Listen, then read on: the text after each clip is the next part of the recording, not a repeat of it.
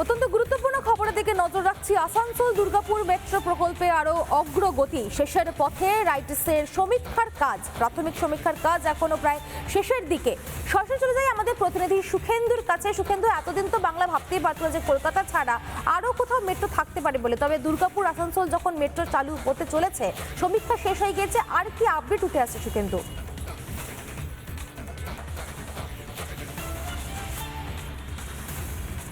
দেখো, অত্যন্ত গুরুত্বপূর্ণ এই খবর, কারণ আমরা জানি যে এবার বাজেটে ঘোষণা করা হয়েছিল যে শিলিগুড়ি, জলপাইগুড়ি এবং একই সঙ্গে আসানসোল দুর্গাপুরের মধ্যে সিটি মেট্রো চালু করার বিষয়ে বাজেটে ঘোষণা করেছিল এবং বাজেটে ঘোষণার পর তাকে বাস্তব রূপ দিতে ইতিমধ্যেই কাজের অগ্রগতি লক্ষ্য করা গিয়েছে।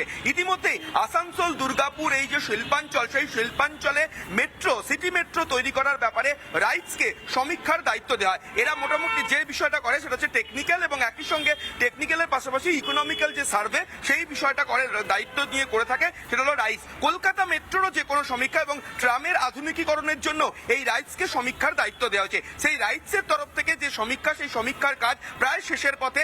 আসানসোল থেকে দুর্গাপুর এই শিল্পাঞ্চলের 45 কিলোমিটার রাস্তা এরিয়াল মেট্রো তৈরি করাবে। কারণ দেখো, আমরা জানি যে এই আসানসোল দুর্গাপুর শিল্পাঞ্চলে মূলত খনি এরিয়া, সেই কারণে ভূগর্ভস্থ মেট্রো তৈরির দিকে কোনো নয়, ভূগর্ভস্থ মেট্রো নয়, এরিয়াল মেট্রো অর্থাৎ আকাশপথে যে মেট্রো, সেই মেট্রো তৈরি করা হবে, এমনটাই কিন্তু এখনো পর্যন্ত প্রাথমিকভাবে জানা গিয়েছে। সেই কাজের সমীক্ষা শেষ। সমীক্ষা শেষের পর এবার ডিটেল প্রজেক্ট রিপোর্ট, অর্থাৎ বিস্তারিত প্রকল্পের জন্য যে প্রজেক্ট রিপোর্ট, কত বাজেট হতে পারে, কিভাবে কোন পথ দিয়ে যাবে, কিভাবে কাজ হবে, সেই সমস্ত নিয়ে বিস্তারিত রিপোর্ট তৈরির কাজ তারা শুরু করবেন এবং সেই রিপোর্টের কাজ জমা পড়ার পরে এই যে মেট্রো দীর্ঘদিনের শিল্পাঞ্চলের মানুষের যে চাহিদা, কলকাতার বাইরে পশ্চিমবঙ্গের অন্যান্য জায়গায় যে মেট্রো তৈরি হতে পারে, সেই আসানসোল দুর্গাপুর শিল্পাঞ্চলে মেট্রো তৈরির কাজ শুরু হবে এবং সেই কাজ 2 থেকে 3 মাসের মধ্যে সেই কাজ শুরু হওয়ার সম্ভাবনা রয়েছে এবং 2 থেকে 3 বছর, আগামী 2 থেকে 3 বছরের মধ্যে সেই প্রজেক্টের কাজ বেশ খানিকটা এগিয়ে যাবে,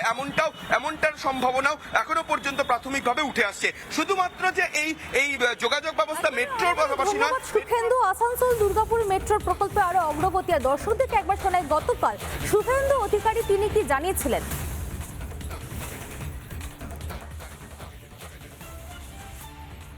কলকাতা মেট্রো যেমন ভারত সরকারের রেল দপ্তর দেখছে,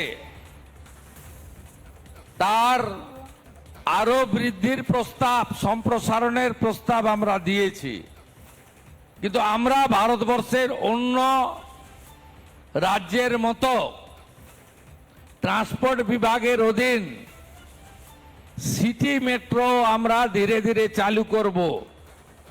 আমি মাননীয় মুখ্য সচিবকে বলবো, ওয়ার্ল্ড ব্যাংক বা এডিবিআই বা হাটকো এদের সাথে নিয়ে প্রজেক্ট রেডি করার ব্যবস্থা করতে। আমরা দুটো পাশাপাশি থাকা বড় শহরকে প্রথমে যুক্ত করতে চাই, একটা দুর্গাপুর আসানসোল, আরেকটা শিলিগুড়ি জলপাইগুড়ি।